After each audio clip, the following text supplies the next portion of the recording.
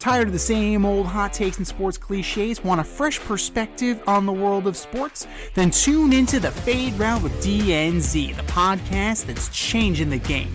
Every Wednesday, DNZ bring you insightful analysis. I would argue that group would be better set in a West Coast offense. Hilarious banter. See, people came here for a baseball game. And a whole lot of fun. Coming at you from the AO Studios. Listen on Spotify, Apple Podcasts, YouTube, or wherever you get your podcasts. The Fade Route with DNZ. It's not just a podcast, it's a lifestyle.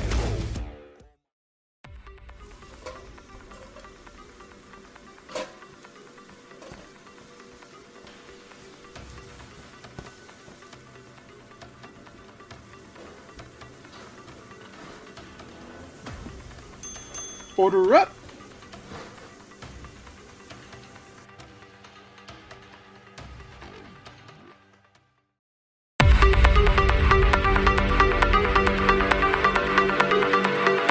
It is time for us to order up. Order up, order up. This week we are continuing our division by division preview in Major League Baseball with the National League East, near and dear to our hearts. Last year, it produced three playoff teams. One of them was in the National League Championship Series. Can we get a repeat of that this year? From 5 to 1, who you got, D? All right, so first up, I've got everyone's favorite team, the Miami Marlins. I have nothing good to say about the Miami Marlins, so they will come in fifth. Number 4, I've got the Nationals. I think Cruz, Wood, and Young will be the outfield of the future. I think the future is bright. I just don't think that's going to start this year. I think they're about 2 years away, but I think they are going to compete at a high level soon. Number 3, I've got the team near and dear to your heart. That's the New York Mets. They signed Soto, but the rest of the moves they made this year were not inspiring. Pete Alonso was a bad signing. They missed on Bregman, and they missed on Burns. I've got them coming in third. Number 2, I've got the Atlanta Braves. I'm not a homer. I get it. We don't need Fried, but Acuna is back. Olsen should have an MVP type season. I like Profar, but they're just not going to level up to the Phillies, who they're 1 through 9 can just bang the fucking ball. I mean, Harper, Schwarber, Scott, Castellanos, Realmuto, they all hit the cover off the baseball. They got 2 starters in Nola and Wheeler. I do believe in Suarez, but I think this year they know what they have to do to get back to the playoffs, to stay number 1, and to compete for a World Series. And I like the idea of them getting Mike Trout midway through the season, assuming he stays healthy. What do you got, T? They're not getting Mike Trout because Mike Trout's not going to beat them. So let's try again. So where's Mike Trout going? Mike Trout's going to the AARP. He's going to retirement. He's done. Mike Trout is done. Done, dude. Come on. How many games before he gets hurt? 1. He gets hurt opening day. He's trying to beat out a ground ball, grabs his hammy. And then he goes and sits next to Rendon, says, "How was your week?" I'm surprised they let you in the building. Look at the scoreboard, Buddha. I'm doing fine. We're very close. We are very close in our estimation of the National League East. The Marlins are in DFL. They've got players. They have Alcantara. Like, what is he at this point? Max Meyer, should say. Cal Quantrill is a rebuilding piece. Like, that's not inspiring on the pitch in the pitching staff, right? You have Ryan Weathers, whoop-de-doo, Anthony Bender, Edward Cabrera. Some of these guys are furniture movers. That last guy is dead. Cross him off then. Like, the one thing that's kind of cool is that they have Griffin. Yeah, cool. Kind of cool. They have Griffin Conine, as in Jeff Conine's son. So that's pretty cool. I'll give you that much. So maybe Jeff Conine's son Griffin can actually become Mr. Marlin Jr. Like, So possibly, who knows? A lot to be desired here. They got Kyle Stowers and they got Connor Norby from the Orioles, and they are probably the two best players on the team. So that's all you need to know about the Miami Marlins. Number 4. I'm with you. The Nationals.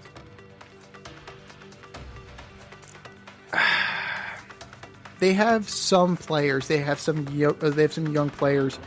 You know, Mackenzie Gore. You have Abrams.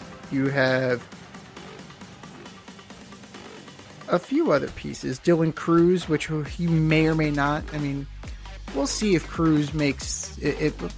I don't know. They may manipulate his service time a little bit. We'll see. They have Hassel. They got Robert Hassel from the Padres. He is a highly touted prospect. James Wood is there. So you've got some guys, right? I don't know if that's enough. You have Josh Bell, as well as your veteran Pop. You brought in Nathaniel Lowe. Not exactly inspiring, right? Keibert Ruiz is your catcher. Yeah, it's not quite there yet. It's a work in progress. They're further along than the Marlins. They are further along. Number 3. See, unlike you, I think the Fried thing will hurt them. I have the Braves in 3rd. Now, not by much. Maybe a game. They're very close. Both teams, my 3 and my 2, are very close. Very similar.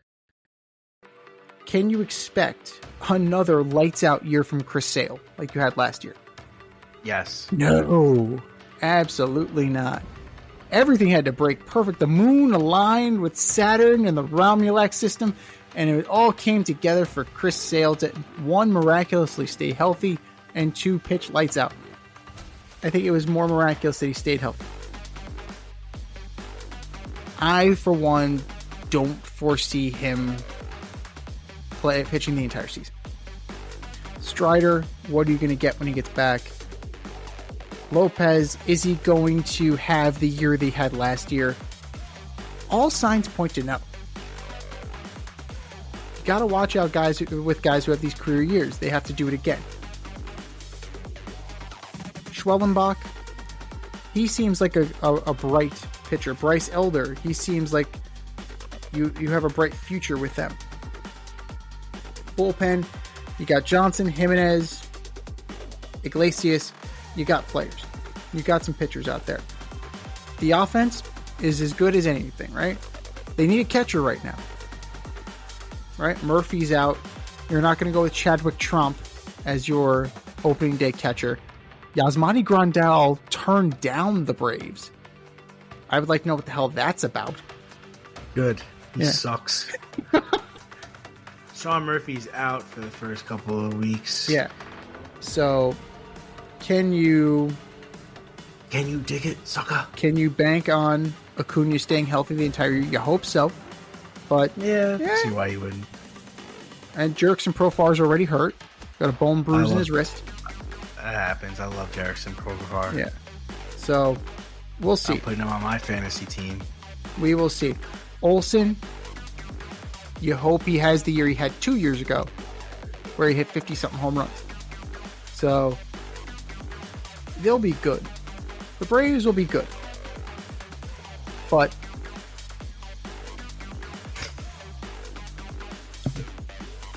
still not ahead of these other two teams.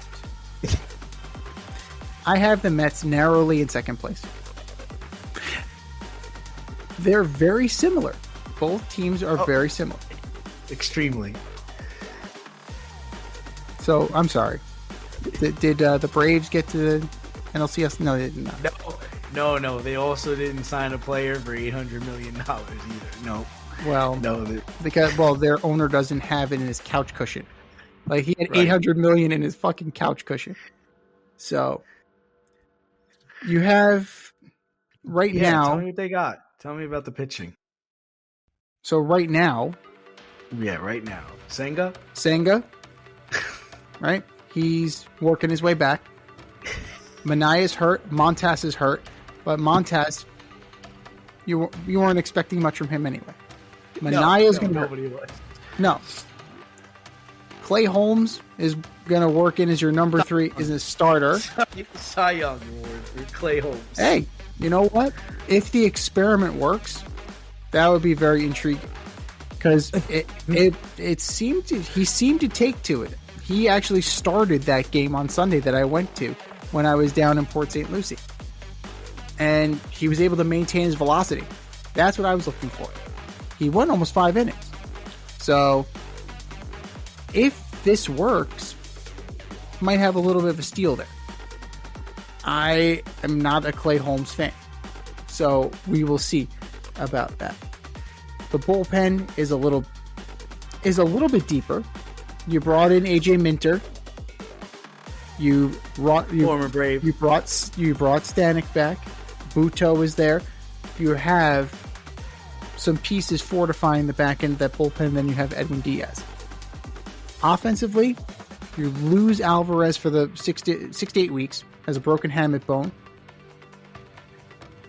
So, realistically, he's missing probably the first 2 weeks of the season.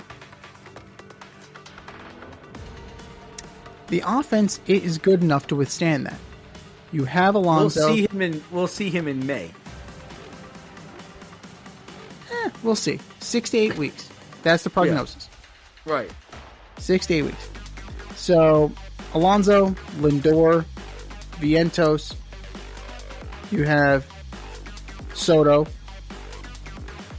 You have Nimmo, who I expect a bounce back year from. Nimmo was just can't be any worse than what it was last year, can it? Swinging for the fence. Like, he was not playing to his strength last year. Brandon Nimmo's strength is getting on base. Right? Struck out way too much. His walk total was down. His batting average was down. This guy was once one of the most underrated players in baseball. And last year he really regressed. So he's going to have to be a guy that picks up his game a little bit. Same thing with Jeff McNeil. This dude won a fucking batting title and has regressed so much. So he's got to pick up his game. Because they're going to need them. The Mets are going to need these guys to perform. Marte, he's there just to get traded. It's a matter of time before he gets traded. Tyrone Taylor, can he do what he did last year and be that spark plug? Winker, can he provide the energy that he provided last year? What are you going to get at Jose Siri? Not much with the bat. Good defensive center fielder, but that's about it.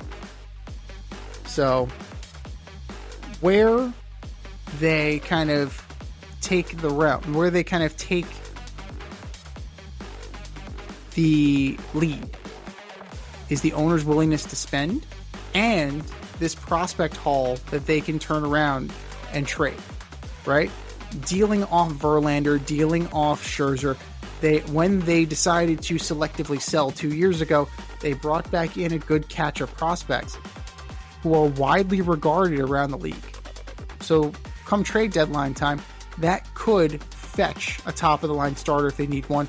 Could fetch another bat if they need one. The Mets are in a good spot right now. Injury-wise, you don't want to be where they are, but it is March, right? I would rather be healthy in September and October than in March and April. So, narrowly, with maybe a game difference. It was a game difference last year. So, this year, it's going to swing in favor of the Mets. Number one, by default, you can't argue with it. You can't argue with the Philadelphia Phillies. They can flat out rake. They can absolutely rake. That pitching staff is scary, though. Wheeler, Nola, Taijuan Walker, Ranger Suarez, let's see. Do it again. Christopher Sanchez. Let's see. Do it again. You have Jordan Romano in the back of the bullpen. Not sold. Kirkring, he seems to be the goods. 23-year-old throws gas. Full on gas. Just nitro. Alvarado's a question mark. What are you going to get from Jesus Luzardo? Strom. Matt Strom had a decent year. Can he do it again? They'll definitely pummel teams into submission. But there will also be nights where they get pummeled. That being said, they are still good enough to withstand that. And they're easily in that 95 win range. Just on the bats alone. If they got one more starter, I think that they would be in better shape than they are. Here, Marcus Stroman is available. I kid. But those are our picks for the NL East. What are yours? Hit us up, faderoutemail@gmail.com. Slide in our DMs on IG at FadeRoute Podcast. Drop us a line on X at FadeRouteDNZ and let us know who you got in the National League East. It's time for us to run the go route. We'll talk to you next week.